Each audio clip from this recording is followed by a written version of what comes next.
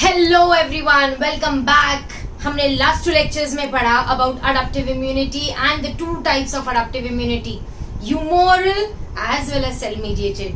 हमने देखा cell mediated में टीसी को चाहिए होता है that it comes in contact with the antigen to kill it, मतलब it is mediated with cellular interactions, right. But humoral में बी सेल्स अगर उसको एंटीजन प्रेजेंट कर दिया जाए या उसको एंटीजन दिखा दिया जाए तो B cells will divide and proliferate to form memory cells and plasma cells. Plasma cells will start secreting antibody with that specificity in the blood. Ab, do you know that plasma cells can actually secrete around 2000 antibodies per second? That is the rate of antibody production in our body, right? अच्छा, अब ये antibody किसको bind करने वाला है? Antigen को bind करने वाला है। This interaction of antibody and antigen, इस इंटरैक्शन की स्टडी को हम बोलते हैं सेरोलॉजी।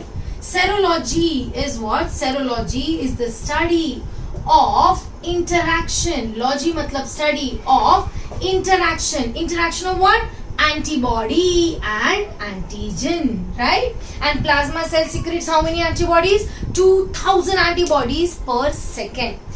Let us see भाई ये antibody है क्या और कैसा दिखता है हमारा एंटीबॉडी। हमने देखा था antibody is basically Y shape structure. तो चलते हैं और देखते हैं ये वाई शेप स्ट्रक्चर क्या है। एंटीबॉडी इज बेसिकली, एंटीबॉडी दिखता कैसे? एंटीबॉडी थोड़ा थोड़ा ऐसा दिखता है।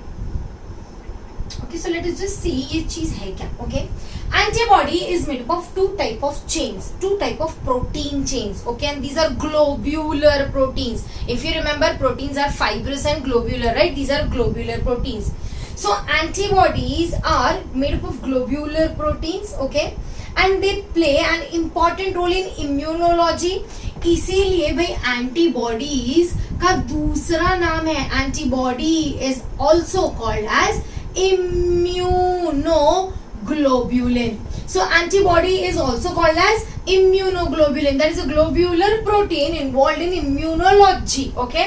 Now, अब ये जो antibody है, this Y-shaped structure is basically made up of two different type of chains. तुम देखोगे कुछ चेन्स है जो छोटी है, जैसे ये चेन छोटी है, ये चेन छोटी है, इसको हम बोलेंगे लाइट चेन। ओके, एंड देखोगे ये चेन बड़ी है, ये चेन बड़ी है, इसको हम क्या बोलेंगे? Heavy chain. So your antibody is made up of heavy chain and light chain. अच्छा, कितनी लाइट चेन्स है? 2 लाइट चेन्स है। और कितनी हेवी चेन्स है? 2 हेवी चेन्स है। ओके, अब सबसे पहले तो तुम्हारा लाइट चेन तुम्हारे हेवी चेन से जुड़ा हुआ है। Okay, there is a link between it and that is called as disulphide linkage. Disulphide linkage बनता है जब तुम्हारे प्रोटीन में एक अमीनो एसिड होता है जिसको हम बोलेंगे सिस्टीन।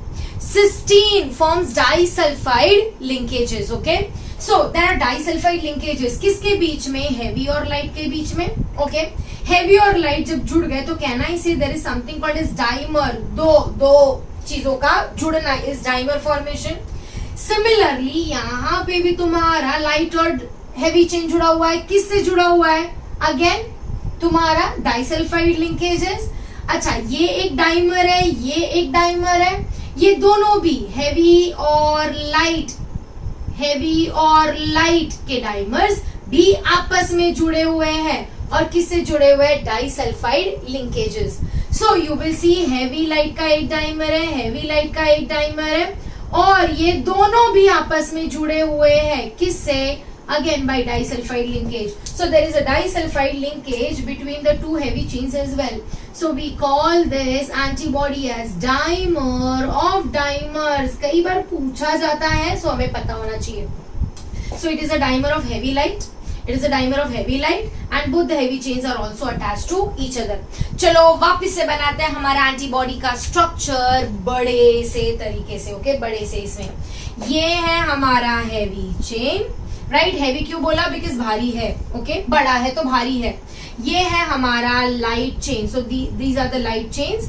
यहाँ पे है डाइसल्फाइड लिंकेजेस, यहाँ पे भी है डाइसल्फाइड लिंकेजेस एंड यहाँ पे है डाइसल्फाइड लिंकेजेस।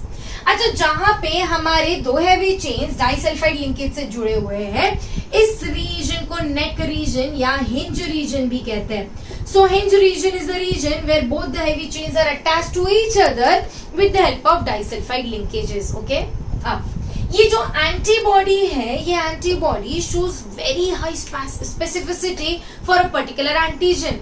अब हर एक एंटीबॉडी अगर किसी एंटीजन के लिए स्पेसिफिक है, मतलब हर एक एंटीबॉडी में कुछ तो ऐसा रीजन होगा जो अलग अलग होगा सारे एंटीबॉडी में। इस अलग अलग रीजन को हम बोलेंगे वेरिएबल रीजन। ओके, हमारे एंटीबॉडी में दोनों चेन, चाहे वो हैवी चेन हो या फिर लाइट चेन हो, heavy chain and light chain दोनों में भी एक रीजन है which is variable. Okay, so heavy and light chain both have a variable region and both of them have a region which is comparatively constant. Okay, so both of them have variable and constant region. Heavy और light दोनों के variable region मिलकर बनाते हैं एक structure जो कि antibody को bind करता है। So this is called as antigen को bind करता है, तो this is called as antigen binding site. So heavy और लाइट के वेरिएबल रीजन्स बनाते हैं एंटीजन बाइंडिंग साइट। चलो देखते हैं स्ट्रक्चर में एंटीजन बाइंडिंग साइट कहाँ पे है। ओके, हमारे एंटीबॉडी में याद रखो ये है हमारे हैवी का वेरिएबल रीजन, सिमिलरली ये है हमारे लाइट का वेरिएबल रीजन। ओके, ये है हमारे लाइट का वेरिएबल रीजन और ये है हमारे हैवी का वेरिएबल रीजन।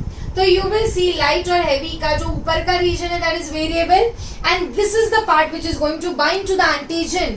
दिस पार्ट और this fragment is called as what? It is called as fragment antigen binding, also called as Fab. So this is variable, this is constant, this is variable, this is constant, this is variable. The lower part is constant, this is variable and the lower part is constant. इतना समझ में आया?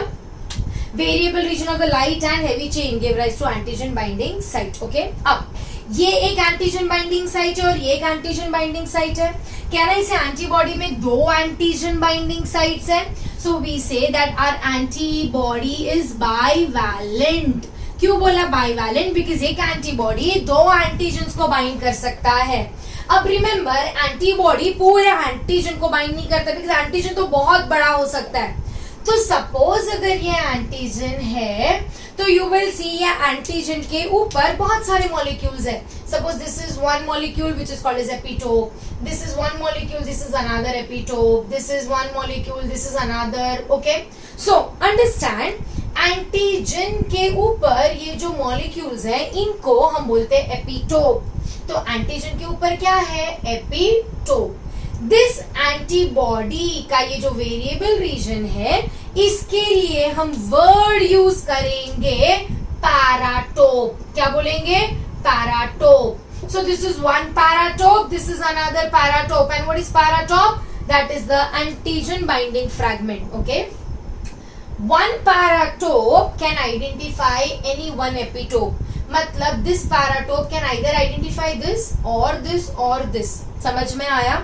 एक paratope कोई भी एक ही epitope को identify करता है, ये भी पैराटोप सिमिलर वो ही टाइप के एपिटोप को बाइंड करेगा। Okay, so antibody has paratope which can identify the epitope present on the antigen. तुम बोलोगे मैम इसका और इसका क्या? इसके लिए दूसरा एंटीबॉडी रहेगा। ओके, अब ये तो रहा हमारे एंटीबॉडी का स्ट्रक्चर, बट ओके हमारे एंटीबॉडी में ये जो हैवी चेन है ना, ये हैवी चेन का जो कांस्टेंट रीजन है, ये constant region is called as FC region. अगर मैं ये एंटीबॉडी को तोड़ दूं by giving pepsin, pepsin is what? Pepsin is nothing but an enzyme that can cleave proteins. Your antibody is a glycoprotein. Pepsin से तोड़ू तो तुम्हारे एंटीबॉडी के दो हिस्से बनेंगे, एक FAB that is antigen binding वाला बनेगा ऊपर वाला जिसमें दो पैराटोप्स रहेंगे, और एक नीचे वाला ये वाला बनेगा जो सिर्फ कांस्टेंट रीजन से बना है। इसको हम बोलेंगे फ्रैगमेंट C या फ्रैगमेंट क्रिस्टलाइजेबल या कांस्टेंट फ्रैगमेंट। सो तुमने पेप्सिन से जब डाइजेस्ट किया एंटीबॉडी को तो ऊपर बना फैब और नीचे बना एफसी। अब ये एफसी का जो कॉन्सेंट्रेशन है इसमें अलग अलग टाइप के चेन्स है। There are 5 major types of chains in the heavy chain of your in the concentration of your heavy chain. Okay, ये कौन कौन सी चेन्स है? ये चेन्स है या तो अल्फा, मतलब ये कॉन्सेंट्रेशन या तो बना है अल्फा चेन, या तो बना है डेल्टा चेन, या तो बना है एप्सिलॉन चेन, या तो बना है गामा चेन, या तो बना है mu chain. So what are the 5 chains? Alpha, delta, epsilon, gamma and mu. Okay, अब अगर अल्फा चेन है तो इस एंटीबॉडी, मतलब ये कॉन्सेंट्रेशन में अल्फा चेन है तो इस एंटीबॉडी को हम बोलेंगे antibody A, that is immunoglobulin A, immunoglobulin A. अगर डी है तो बोलेंगे इम्यूनोग्लोब्यूलिन डी, ई है तो बोलेंगे इम्यूनोग्लोब्यूलिन ई, गामा है तो इम्यूनोग्लोब्यूलिन जी, और म्यू है तो बोलेंगे immunoglobulin M. Are you able to understand? So there are 5 different types of antibodies: IgA, IgD, IgE, IgG, IgM। बड़ा ही मुश्किल है। तुम बोलोगे ma'am alpha, beta, gamma, delta ऐसा दे देते, क्या ये बीच बीच में दिया? टेंशन नहीं लेने का, हम इसको याद रखेंगे as gamed. So what are the 5 types of antibodies? Gamed: IgG, IgA, IgM, IgE, IgD. So that is the easiest way to remember what is this. Okay? अच्छा, अब ये जो एंटीबॉडी है, ये एंटीबॉडी करता क्या है, या what are the functions of this different type of antibodies? Okay? अच्छा, before we go to that, one small thing. You remember your antibody does what? Your antibody acts as an agglutination. It basically helps in agglutination. It helps in opsonization and it helps in neutralization as well. अब agglutination में bind कहाँ से करेगा? FAB से. So agglutination में bind करेगा FAB से, neutralization में भी bind करेगा FAB से. But याद है opsonization? ऑप्सोनाइजेशन में क्या था? हमने देखा एंटीबॉडी ने एंटीजन को तो बाइंड किया, बट बदले में उसको किसने बाइंड किया? मैक्रोफेज ने बाइंड किया। अब ये मैक्रोफेज कौन से रीजन को बाइंड कर रहा है? Macrophages are actually binding to the FC region of antibody. Macrophage के पास रिसेप्टर्स है which can easily bind to the FC region of antibody so that it can be, the cell can be marked for killing, and that is the reason your antibody can act as opsonin. Okay, ये पूछता है NEET में कि it can bind to which region? It can bind to the constant region of your heavy chain. चलो चलते हैं हमारे अलग अलग टाइप के एंटीबॉडीज, हमारे गेम्ड के बारे में। ओके, अब हमारे ये जो अलग अलग टाइप के एंटीबॉडीज है, ये अलग अलग जगह पे पाए जाते हैं, अलग अलग टाइम पे आते हैं, अलग अलग फंक्शंस भी करते हैं। ओके, सबसे पहले आते हैं हमारे सबसे कॉमन IgG। हमारे सीरम में 75% antibodies are IgG. IgG is the most abundant and the most common type of antibody found in our body. Okay? अब ये IgG का स्ट्रक्चर क्या है? वही सिंपल जो हमने देखा, IgG में यही सेम स्ट्रक्चर है, heavy and light chain attached to each other through disulfide linkages, and again this is attached to each other through disulfide linkages. IgG का ऑन एन एवरेज वजन देखे तो वो है 150 किलो डाल्टन. ओके, अब 150 kilo Dalton में याद रखो heavy chain is 100 kilo Dalton. Okay, and light chain is 50 kilo Dalton. But याद रखो हैवी कितने हैवी चेन्स है? 2 है. सो it is basically 50 plus 50 per heavy chain. This is 50 kilodalton, this is 50 kilodalton. Per light chain is 25 kilodalton, 25 kilodalton. So 25 plus 25 कितना हो गया? 50. 50 plus 50 कितना हो गया? 100. Repeating, हर एक लाइट चेन 25 किलोडाल्टन का है क्योंकि 2 है तो टोटल हो गया 50. हर एक हैवी चेन 50 किलोडाल्टन का है क्योंकि 2 है इसीलिए कितना हो गया? 100. तो टोटल वजन कितना है? 150 kilo Dalton. This is the most abundant antibody, and this antibody is responsible for everything: agglutination, neutralization, opsonization, etc. Okay. IgG is also found exclusively, in large number in the blood as well. Okay. अब चलते हैं IgG के बाद let us go to the next antibody जिसका नाम है IgA. IgA is also called as the secretory antibody. Remember ये antibody secretary क्यों है? क्योंकि हमारी बॉडी की सिक्रीशंस में पाए जाते हैं. याद है हमारे पास म्यूकोजल एसोसिएटेड लिम्फोइड टिश्यू है, हमारे पास म्यूकस है, राइट? ये म्यूकस में भर भर के जो एंटीबॉडी है उसका नाम क्या है? IgA. So IgA is the secretory antibody जो बॉडी के सिक्रीशंस में पाए जाएंगे, टीयर में, म्यूकस में. So it is found in the mucosal layers of your body. IgA is also one antibody which can easily cross membranes cross कर सकता है. So it can cross placenta and that is how IgA from the mother can enter into the fetus. IgA is also found in colostrum. What is colostrum? Colostrum is the माँ का पहला पीला दूध. मतलब जब मम्मी नया female when she gives birth, the first milk that comes out is colostrum, and that colostrum also has large amount of IgA because it is a secretory antibody. So IgA can cross placenta. IgA is also found in colostrum. IgA is also found in mucosal epithelium. IgA is basically a dimer. Dimer का मतलब क्या है? In this case pay attention, ये है तुम्हारा एक antibody और तुम्हारे IgA में दो antibodies are attached to each other and they are attached to each other through a chain. So there are two antibodies which are attached to each other through a chain and the chain is called as what? It is called as J chain. That is about your IgA. IgA के बाद चलते हैं the next, that is IgM. IgM is the largest antibody, so it is basically the largest of all the antibodies. IgM में you will see there are 1, 2, 3, 4, 5 antibodies which are attached to each other and they are attached to each other with the help of J chains. So antibodies, 5 antibodies are attached to each other through the help of J chain. अब इसका फायदा क्या है? याद है हमने देखा था छोटे छोटे पार्टिकुलेट मैटर या chemicals present in the blood. So IgM क्या करेगा? एक इधर बना देगा, इधर लगा देगा, इधर लगा देगा. मतलब ये जो तुम्हारे छोटे छोटे पार्टिकुलेट चीजें थी वो क्या हो गई? बड़ी हो गई एंड इमोबिलाइज हो गई. याद है हमने इस चीज को क्या बोला था? इसको हमने बोला था agglutination. Remember, IgM plays an important role in agglutination, that is immobilizing bacteria, viruses and chemicals present in your blood. So IgM is pentavalent, okay, and basically there are 5 antibodies attached to each other with the help of which chain? J chain. अब चलते हैं the next antibody. The next antibody is IgE. IgE is again simple. तुम्हारे IgG जैसा ही है तुम्हारा IgE, simple है, right? यहाँ पे 2 पैराटोप्स है, बट IgE की खासियत ये है दैट ये आता है कब? एलर्जिक रिस्पॉन्सेज में. तो जब भी हमारे बॉडी में एलर्जी रिलीज होती है, हिस्टामाइन, सेरोटोनिन, बहुत सारी चीजें रिलीज होती है, ये हमारे बी सेल्स को बताता है कौन सा टाइप ऑफ एंटीबॉडी बनाने के लिए? IgE. So IgE plays an important role in allergic responses.